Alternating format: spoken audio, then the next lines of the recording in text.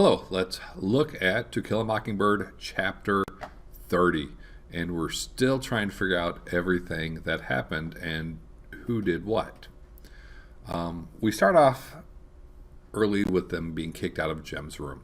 Okay, they're all in there talking, they being Scout and Atticus and the sheriff.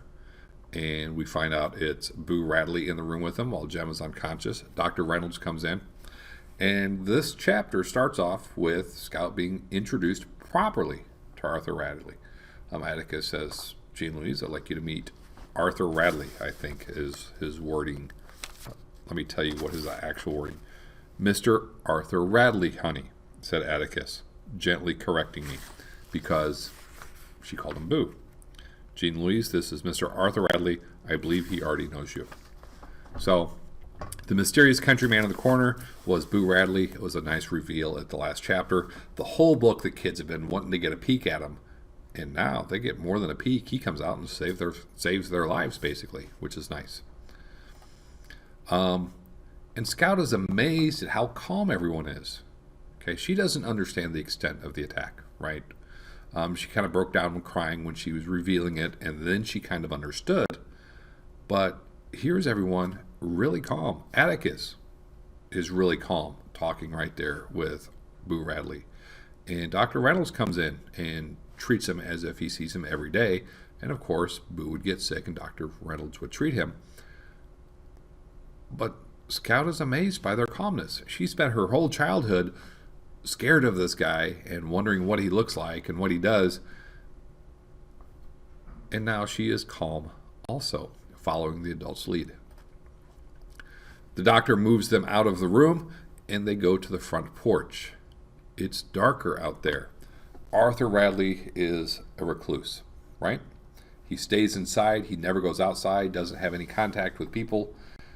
And he is probably an albino as well. Okay?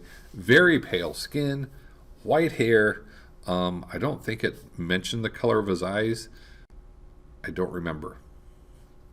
But it's darker out there, so Boo, or Arthur Radley, is more comfortable. Scout goes on the porch, and she sits with him in the dark on the swing, and Atticus and Hecate go out, and they're in the light. Okay, so we can kind of see what they are doing. And Scout imagines this conversation as she's sitting next to him.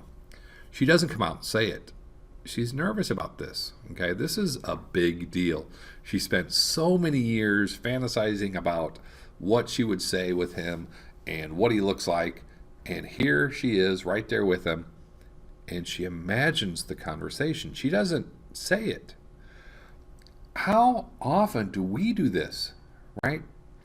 Just look at the interaction with a student and a teacher, and you think, I really need to tell the teacher this. I could tell the teacher, frame it this way. The teacher will probably reply like this. And we work out this whole thing in our head, and we don't say it.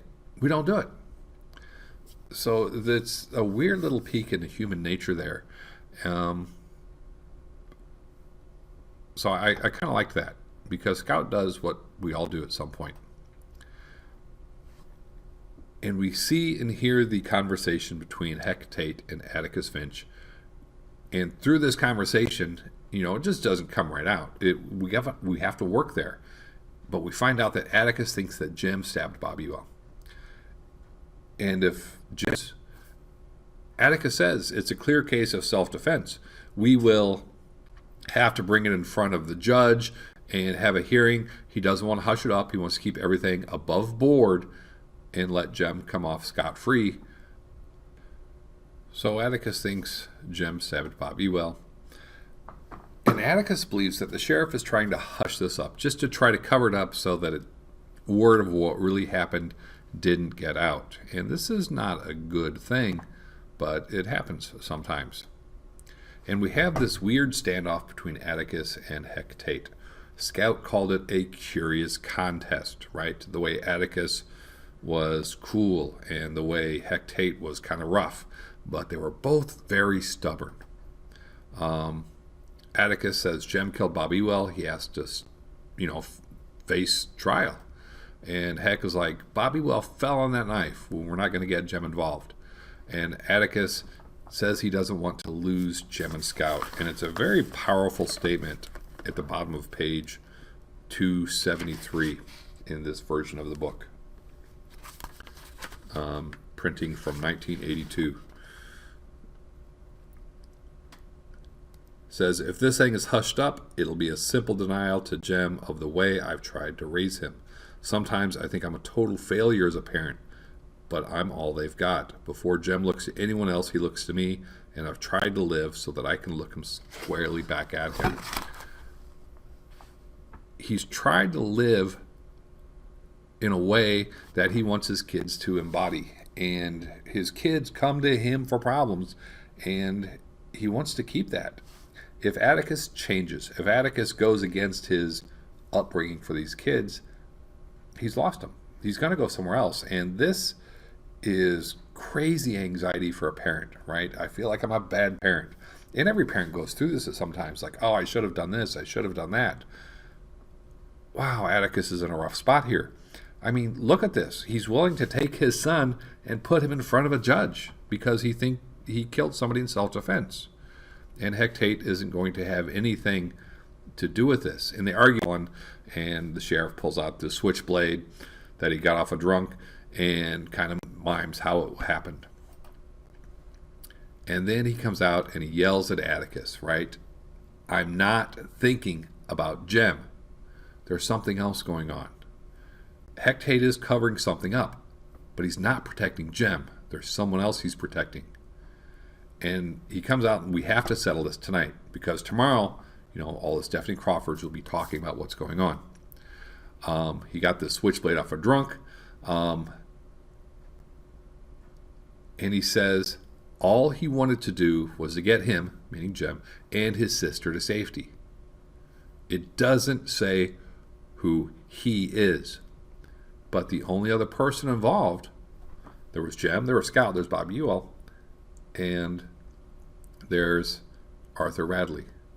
Arthur was the one who killed Bob Ewell defending the children.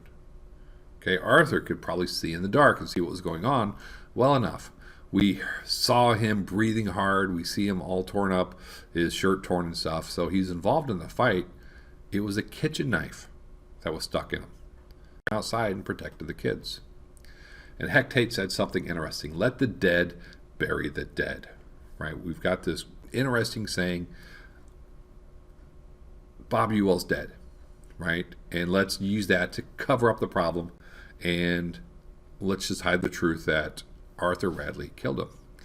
Heck just said it was a citizen doing his best to prevent a crime.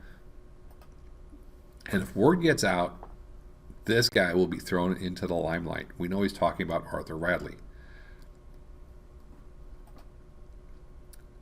Arthur with his shy ways, it would be a sin to do so. The name of the book, To Kill a Mockingbird, was brought up in the chapter with the rifles.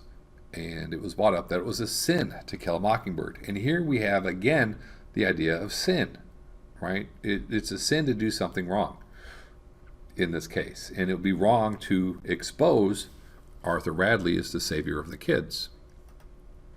And the sheriff just lays down the law and says, I'm the sheriff, Bob Ewell fell on that knife. Because he's protecting Arthur Radley with this lie. If everyone knows Arthur Radley saved the kids, everybody would bring him treats. Everyone would come knock on his door. Everyone would pull him out of it.